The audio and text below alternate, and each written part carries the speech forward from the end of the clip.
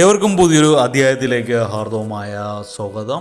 ഈ അധ്യായത്തിൽ നമ്മൾ വിശകലനം ചെയ്യുന്നത് അവിട്ടം നക്ഷത്രത്തിൻ്റെ 2025 ആണ്ട് നവംബർ ഡിസംബർ മാസങ്ങളിലെ ഗുണദോഷ ഫലങ്ങളാണ്.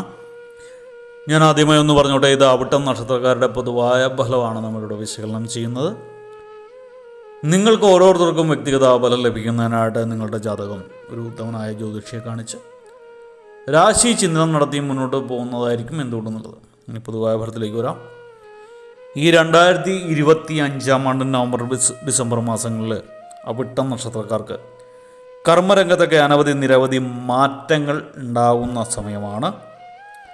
ചില അവിട്ടം നക്ഷത്രക്കാർക്ക് പിതൃസ്വത്തുക്കളൊക്കെ കൈവശം വന്ന് ചേരാനുള്ള സാധ്യത കാണുന്നു.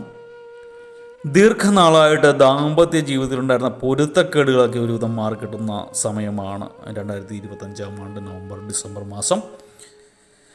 നിങ്ങൾ യാത്ര തുടങ്ങുമ്പോൾ എപ്പോഴും യാത്രാവേളകൾ ശിവഭഗവാനെ ധ്യാനിച്ചിട്ട് വേണം യാത്ര തുടങ്ങാനും. അപ്പം യാത്രാവേളകളിലും നിങ്ങൾ ശിവഭഗവാനെ ധ്യാനിക്കുന്നത് ഗുണകരമായിരിക്കും. ചില ചെറിയ അപകടങ്ങളൊക്കെ ഉണ്ടാകാനുള്ള സാധ്യതയുണ്ട്. അതുകൊണ്ട് ഭഗവാനെ മൃത്യുഞ്ജയം നൽകാൻ പറ്റുന്ന ആൾ ഭഗവാനാണ്.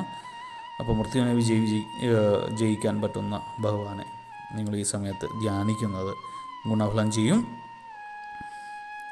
ചില അവിട്ടം നക്ഷത്രക്കാർക്ക് വസ്തു സംബന്ധമായിട്ടുള്ള കൊടുക്കൽ വാങ്ങലുകളൊക്കെ നടക്കാനുള്ള സാധ്യതയുണ്ട്. നിങ്ങളുടെ മുൻകോപങ്ങളൊക്കെ അല്ലെങ്കിൽ ക്ഷിപ്രകോപം ദോഷഫലങ്ങൾ ഉണ്ടാക്കാനുള്ള സാധ്യത കൂടുതലായിട്ട് കാണുന്നു. നിങ്ങൾക്ക് എടുത്തു പറയേണ്ടത് ദീർഘനാളായിട്ട് സന്താനഭാഗ്യം നിങ്ങൾക്കുണ്ട്. ഈ ഡിസംബർ മാസം സന്താനഭാഗ്യം കാണുന്നു.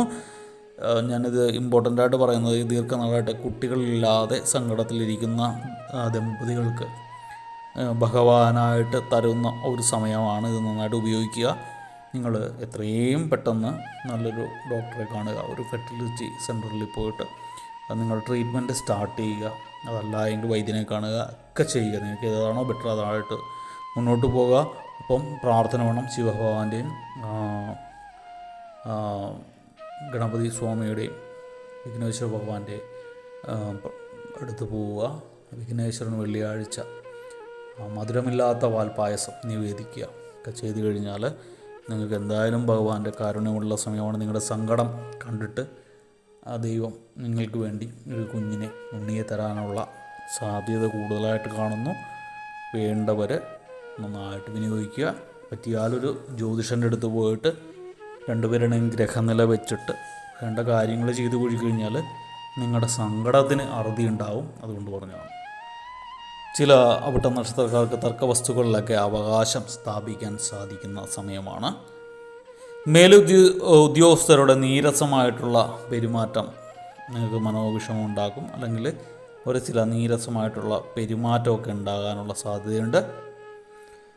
ഈ അവിട്ടം നക്ഷത്രക്കാരുടെ സന്താനങ്ങളുടെ വരുമാന മാർഗത്തിലൊക്കെ വർധനവ് കാണുന്ന സമയമാണ്.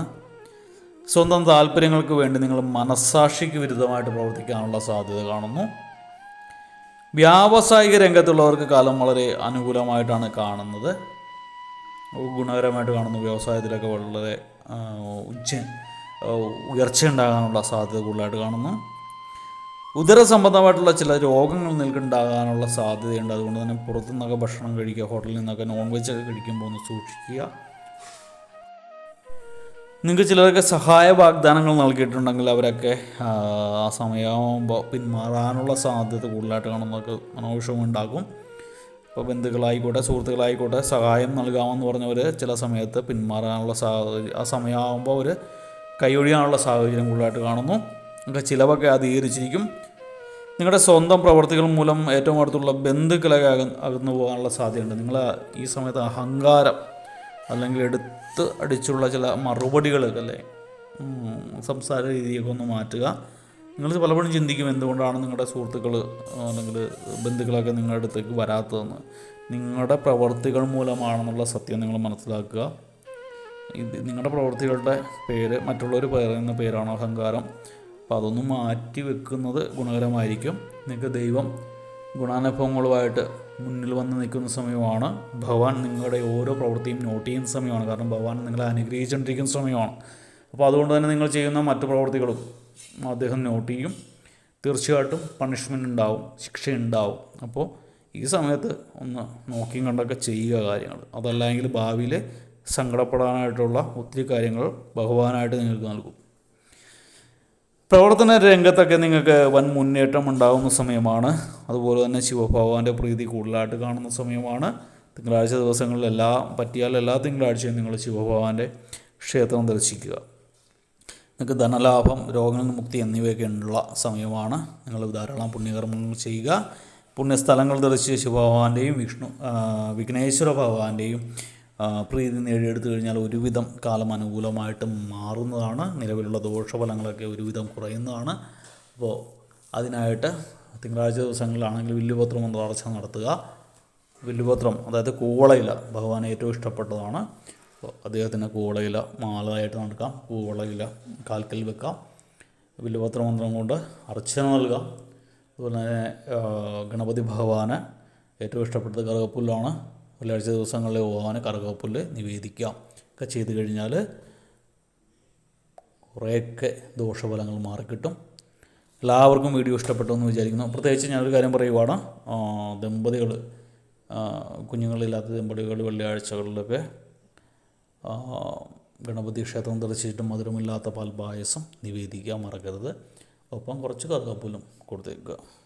ഇതൊക്കെ ചെയ്ത് കഴിഞ്ഞാൽ കാലം ഒരുവിധം അനുകൂലമായിട്ട് മാറും. എല്ലാവർക്കും വീഡിയോ ഇഷ്ടപ്പെട്ടു എന്ന് വിചാരിക്കുന്നു. ഇഷ്ടപ്പെട്ടാൽ ലൈക്ക് ചെയ്യുക.